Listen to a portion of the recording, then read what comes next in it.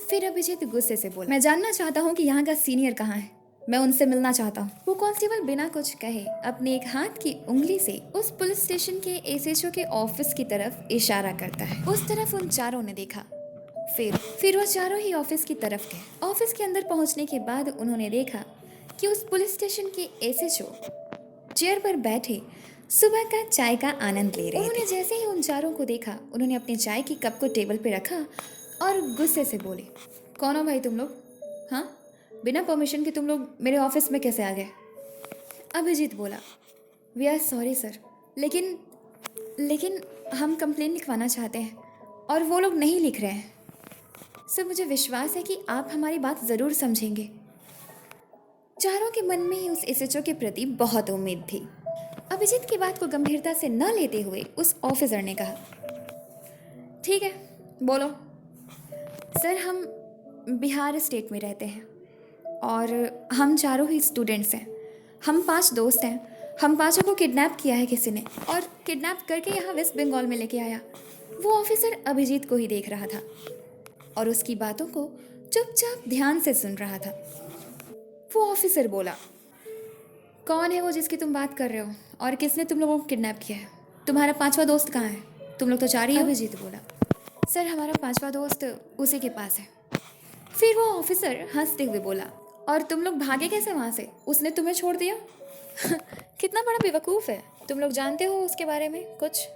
तभी गौतमी बोली, yes sir, वो कार्तिक सिन्हा है। इतने पर वो ऑफिसर ठहाके मार कर हंसने लगा। वो चारों ही एक दूसरे को देखते हैं और फिर उस ऑफिसर को देखते हैं। अभिजीत समझ चुका था कि ये ऑफिसर भी कंप्लेन नहीं लिखने वाला। फिर भी उसने एक आखिरी कोशिश करते हुए थोड़े से गुस्से के साथ कहा, क्या बात है सर, आपको इतनी हंसी क्यों आ रही है? इसमें कोई हंसने वाली बात है क्या?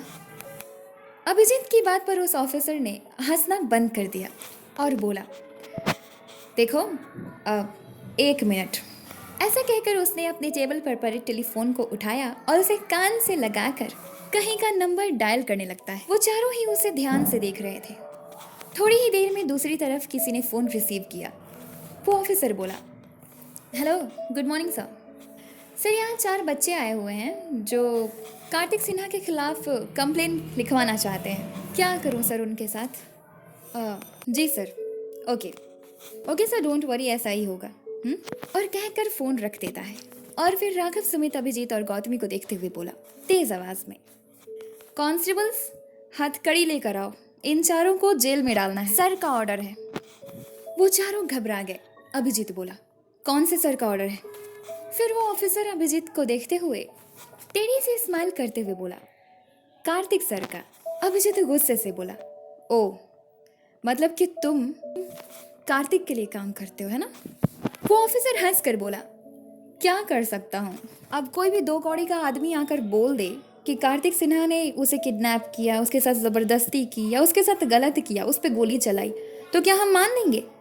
इतने पर वहाँ पे 3 कांस्टेबल्स आकर गेट पर खड़े हुए। उन तीनों के ही हाथ में हथकड़ियाँ जो कि उन्होंने अभिजीत, राघव, सुमित और गौतमी के लिए लिया हुआ था। तभी उस ऑफिसर ने उन तीनों कांस्टेबल के हाथों पर देखते हुए बोला, 3 ही हथकड़ियाँ हैं, पर इंसान 4, जाओ एक और हथकड़ी लेकर आओ।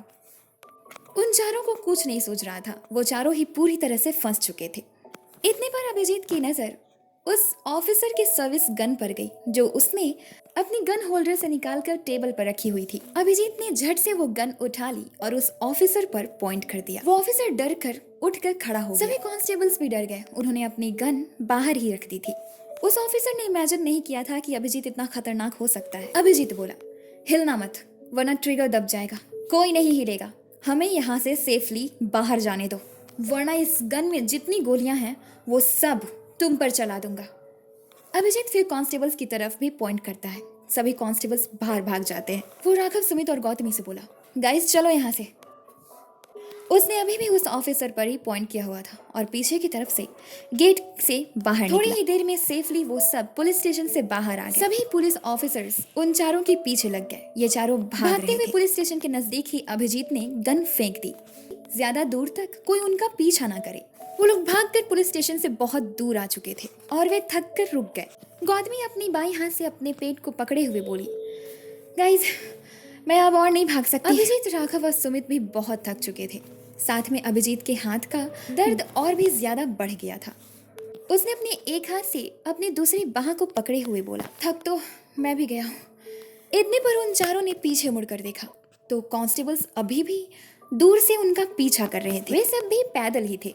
तभी राघव चिल्लाते हुए बोला, पुलिस अभी भी आ रही है हमारे पीछे, भागो चलो। वो चारों उन सभी से बचने के लिए थोड़ी दूर आगे भागते भागते वे लोग एक बड़े से शिव मंदिर में पहुंचे, जहां पर एक बहुत ही बड़ी सी शिवलिंग थी और साथ में अंदर भगवान शिव जी की मूर्ति।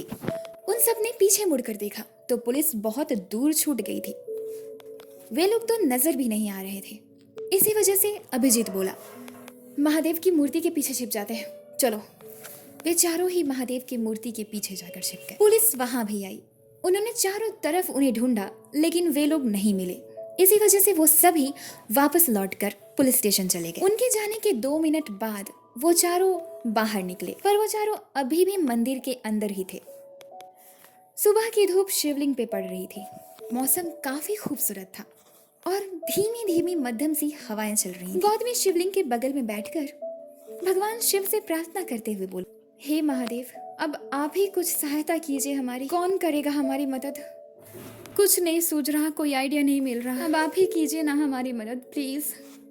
इतने पर अभिजीत बोला, कोई है जो कंट्रोल कर सकता है? गौतमी उठकर खड़ी हो गई और अभिजीत के पास जाकर बोली, कौन है?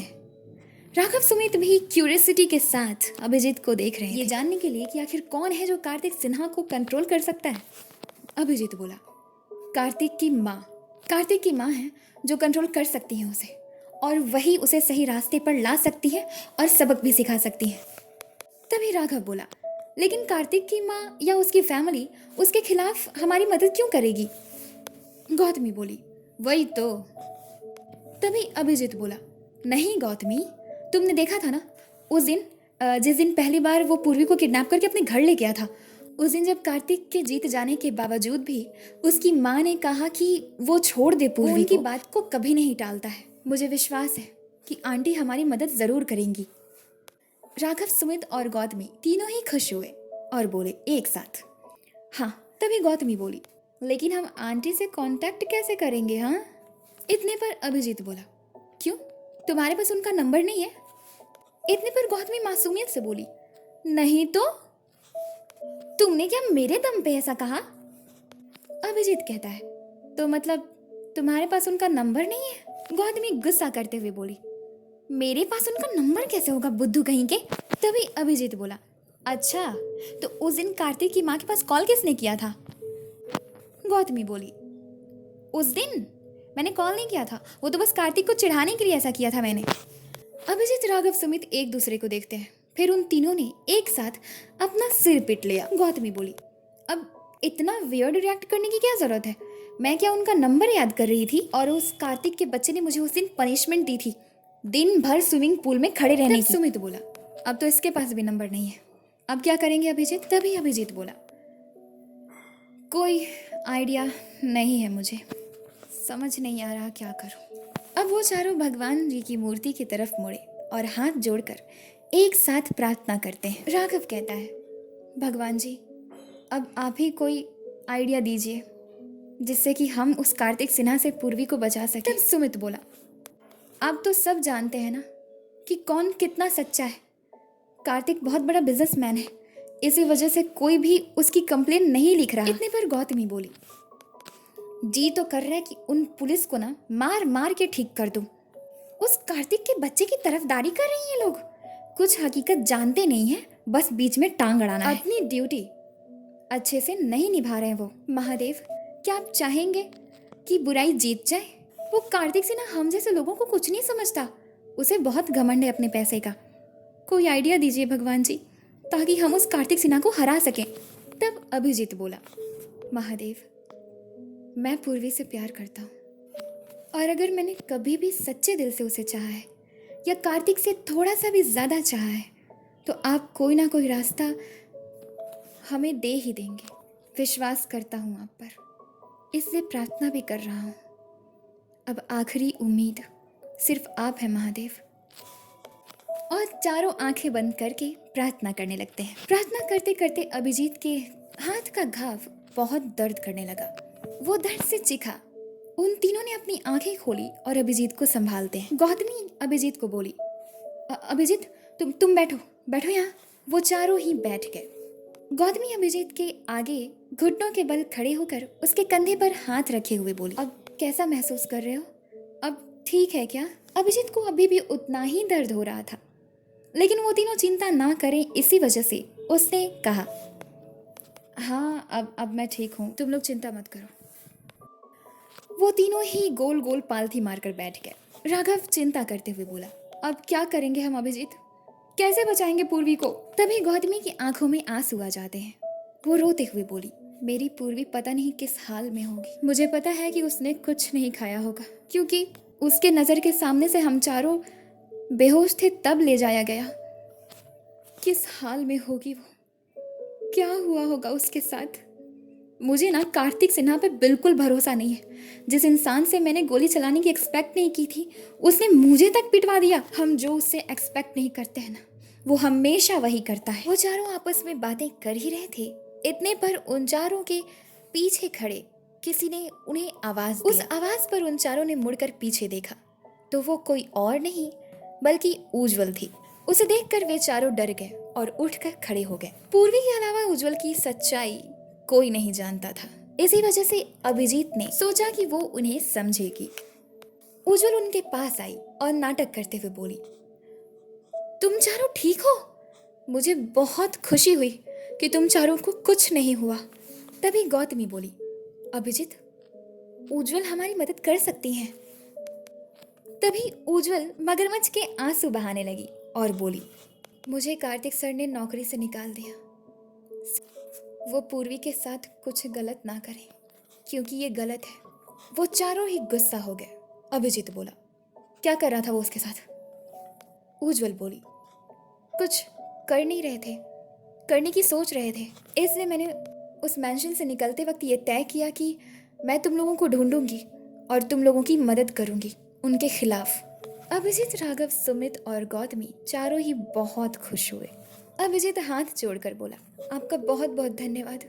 आप सच में बहुत अच्छी हैं। उज्जवल अपनी जींस की पॉकेट से अपना फोन निकालती है और उसमें एक नंबर डायल करके अभिजीत को अपना फोन देते हुए बोली, ये कार्तिक सर की माँ का नंबर है, तुम लोग बात कर लो और उन्हें यहाँ बुला लो, और यहाँ का एड्रेस मैं तुम लोगों को बताती हूँ कि ये कौन सी जगह है, ठीक है? अभिजीत ने उस मोबाइल को अपने हाथ में ले लिया और उस नंबर पर कॉल करता है। कॉल रिसीव हुआ। कार्तिक की माँ बोली, हेलो। अभिजीत उनकी आवाज़ पहचान गया और बोला, आंटी, मैं अभिजीत, आपको याद है ना पहली बार मेरी फाइट हुई थी कार्तिक सिन्हा के साथ? कार्तिक की माँ बोली, अभिजीत, हाँ, तुम्हें कैसे भूल सकती हूँ, कैसे हो तुम? अभिजीत बोला, आंटी प्लीज़ जल्दी से वेस्ट बंगाल आ जाइए, यहाँ बहुत बड़ी प्रॉब्लम क्रिएट हो गई है। कार्तिक ने हम पांचों को किडनैप किया था, फिर हम चारों को मैंशन से बाहर निकाल कर पूर्वी को अपने पास रख लिया है उसने। तभी उसकी माँ बोली, वही तो मैं तो कल ही निकल चुकी थी, मुझे तो पहले ही पता था कि उसने तुम लोगों को किडनैप किया है, उसे तो मैं छोड़ूंगी नहीं। और हाँ, मैं पुलिस स्टेशन में हूँ, तुम लोग जल्दी से यहाँ आ जाओ। तुम लोग अभी अभी जिस पुलिस स्टेशन से भागे हो ना, उसी पुलिस स्टेशन में मैं हूँ और यहाँ सब कुछ ठीक हो गया है। हमारे साथ कमिश्नर सर हैं, तुम लोग जल्दी से आ जाओ यहाँ पे। राघव बोला, ओके आंटी, हम आ रहे हैं, डोंट वरी। अभिजीत ने फोन कट कर दिया और उज्जवल को देखता है। उज्जवल मुस्कुरा कर बोली, तो जाओ पुलिस स्टेशन और मैं इंतज़ार करूँगी। कार्तिक सिन्हा को गिरफ्तार करने के लिए पुलिस उनके मैंशन जाएगी तो उस सुनहरे वक्त को देखने का। उज्जवल अभिजीत के हाथ से मोबाइल ले लेती है और उन्हें बाय कहकर वहाँ से चली जाती है। वो चारों जैसे आए थे उसी तरह भागते हुए वापस पुलिस स्टेशन। जब वे सभी पुलिस स्टेशन के गेट के अंदर गए तो वहाँ ग्राउंड में सब कुछ बिल्कुल वैसे ही था जैसे वे लोग छोड़ कर आए थे। उन चारों को संदेह भी हुआ। वो चारों धीरे धीरे अंदर की ओर जाने लगे। तभी अचानक से बहुत सारे पुलिस ऑफिसर्स ने उन चारों पर चारों तरफ से गन पॉइंट कर दिया। इन चारों को कुछ समझ नहीं आया, वो चारों ही डर गए। तभी पुलिस स्टेशन के अंदर से वो एसएचओ हंसते हुए बाहर निकलता है। वो अपना पेट पकड़ के बहुत जोर जोर से हंस रहा था। इतने पर कार्तिक के माँ की आवाज पुलिस स्टेशन के अंदर से जो कि बोलते हुए पुलिस स्टेशन के बाहर ही आ रही जैसे ही उन चारों ने कार्तिक की माँ को देखा, उन चारों के पैरों तले जमीन ही खिसक, क्योंकि वो कार्तिक की माँ नहीं थी। उन चारों को फंसाया गया है, ये बात उन्हें समझ आ चुका था। कार्तिक की माँ की आवाज निकालते हुए एक आदमी जो पुलिस ऑफिसर नहीं था, अब उन चारों को कुछ भी नहीं सूझ रहा होता है। वो चारों ही बहुत घबरा जाते। इतने पर अभिजीत हैरानी से बोला, इसका मतलब उस उज्जवल ने भी हमारे साथ धोखा किया? सुमित बोला, हाँ भाई, उस उज्जवल ने भी हमारे साथ धोखा किया। हो ना हो उसे भी कार्तिक ने ही भेजा होगा। गौतमी गुस्से से कार्तिक को कोसते हुए बोली, कार्तिक का बच्चा, मतलब अभी भी हमारे पीछे पड़ा हुआ है। उस आदमी के बाहर आ जाने के बाद उज्जवल भी पुलिस स्टेशन के अंदर से मुस्कुराते हुए बाहर आती है। उन चारों ने उसे भी देखा। वो चारों गुस्से से उज्जवल को घूर रहे थे। उज्जवल मुस्कुराते हुए अभिजीत को देखकर बोली, कैसा लगा अभिजीत, कार्तिक सर का दूसरा प्लान, तुम लोगों को वापस से उस जगह पर खड़ा करने के लिए जहां से तुम लोग भागे थे? फिर वो अभिजीत को गुस्से से घूरते हुए पुलिस ऑफिसर को बोली, जो कि उसके बगल में ही खड़ा उन चारों को देख रहा था, बंद कर दो इन चारों को जेल में, इसी काबिल हैं ये लोग। कुछ कांस्टेबल्स आकर उन चारों के हाथों में हथकड़ियां लगा देते हैं। वो सभी गन पॉइंट्स पे थे। उन चारों की नजर में उनकी थोड़ी सी मूवमेंट भी उन चारों की जान ले सकती थी। उन चारों को अपनी जान की परवाह बिल्कुल नहीं थी, बस वे एक दूसरे की चिंता में थे। वे सभी उन चारों को अलग अलग जेल में बंद करते हैं। जैसे अभिजीत और सुमित के सामने वाले जेल में राघव और गौतमी थे। वो चारों ही अपनी अपनी जेल में मायूस होकर बैठे होते हैं। उन चारों को कुछ नहीं सूझ रहा होता है। वो एसएचओ अपनी ऑफिस से निकल कर आ रहा होता है। उसके हाथ में उसका डंडा होता है। वो आकर अभिजीत के पास गया। तभी एक कांस्टेबल आया और उसके लॉक को खोलता है, जिसे देखते हुए अभिजीत खड़ा हो गया। अभिजीत के चेहरे के एक्सप्रेशन से ऐसा लग रहा था कि मानो वो जैसे उस एसएचओ से पूछ रहा है कि अब क्या है। और सेम एक्सप्रेशन राघव, सुमित और गौतमी के चेहरे पर ही थे। अंदर गया और उसने अंदर से जेल को बंद कर दिया। जेल की गेट को बंद करता देख अभिजीत हैरानी से बोला, ये क्या कर रहे हैं आप? अभिजीत की बात पर वो एसएचओ हंसते हुए अभिजीत की तरफ मुड़ता है और चलकर अभिजीत के पास गया और उसके पैर पर जोर से अपने डंडे से वार करता है, जिस पर अभिजीत बहुत जोर से चीखा। राघव, सुमित और गौतमी उस एसएचओ पर गुस्सा करते हुए चिल्लाए। गौतमी बोली, छोड़ दो उसे, अब क्या कर रहे हो? क्या फिर से कार्तिक का ऑर्डर है? वो एसएचओ पीछे मुड़कर नीचे से ऊपर तक गौतमी को देखता है। वो गौतमी को नीचे से ऊपर तक बहुत गंदी नजर से देख रहा है। उसके मुस्कुराने के तरीके से ही गौतमी को पता चल जाता है कि वो उसके बारे में इस वक्त क्या सोच रहा है, जिस पर गौतमी थोड़ा डर जाती है। फिर वो अभिजीत की तरफ मुड़ा और बोला, कौन है ये लड़की? तुम्हारी बहन है या तुम्हारी गर्लफ्रेंड? अभिजीत गुस्से से उस एसएचओ को घूर रहा था। राघव, सुमित को भी इस बात पर बहुत गुस्सा आया। वो एसएचओ अभिजीत के थोड़ा सा नजदीक गया और उसके कान में बोला, बाय द वे, बहुत खूबसूरत है। इतने पर अभिजीत को बहुत गुस्सा आया और अभिजीत बिना कुछ सोचे समझे उसे मारना शुरू कर देता है। वो उसे बहुत गुस्से में मार रहा था। उसके सामने वो एसएचओ कुछ भी नहीं था। सभी कांस्टेबल्स डर गए और दौड़कर उसके पास आए। एक कांस्टेबल ने बाहर से ही उस दरवाजे को खोला और अंदर जाकर बहुत सारे कांस्टेबल्स अभिजीत को उस ऑफिसर से दूर करते। ऑफिसर जमीन पर गिरा हुआ दर्द से कराह रहा था। उसके होठ से बहुत खून बह रहा था। साथ में उसके सिर में भी बहुत चोट लग गई थी और उसके यूनिफॉर्म की हालत तो पूरी तरह से बिगड़ चुकी थी। वो बहुत घायल हो चुका था।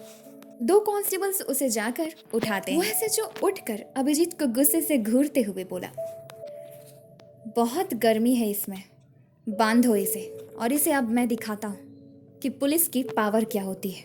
इसने एक पुलिस ऑफिसर पर ऑन ड्यूटी हाथ उठाया है। इस पर तो बहुत बड़ा केस बनता है और मैं बदला लेकर रहूंगा तुमसे। अभिजीत के हाथ में बहुत दर्द हो रहा था, पर फिर भी वो उन कांस्टेबल से लड़ पा रहा था।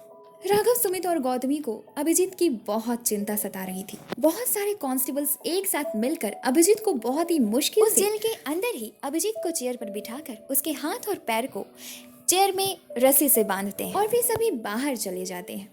उस एसएचओ ने अपना डंडा उठाया और अभिजीत पर बरसाना शुरू कर देता है। अभिजीत बहुत चिल्ला रहा था। गोली का घाव अभी भी ताजा था। चोट लगने की वजह से वहां से खून बहने लगा। दर्द इतना था कि अभिजीत को बर्दाश्त नहीं हो रहा था और वो लगभग बेहोश ही होने वाला था। राघव, सुमित और गौतमी बहुत रो रहे थे और उस एसएचओ पर गुस्सा करते हुए उस पर चिल्ला भी रहे थे। जब उस एसएचओ को पता चला कि अभिजीत को गोली लगी है तो वो जानबूझकर अभिजीत को उसी हाथ पर अपने डंडे से मार रहा था। इतने पर गौतमी बोली, छोड़ दो उसे वरना तुम्हारी जान ले लूंगी मैं। गौतमी की बात पर एसएचओ रुक गया।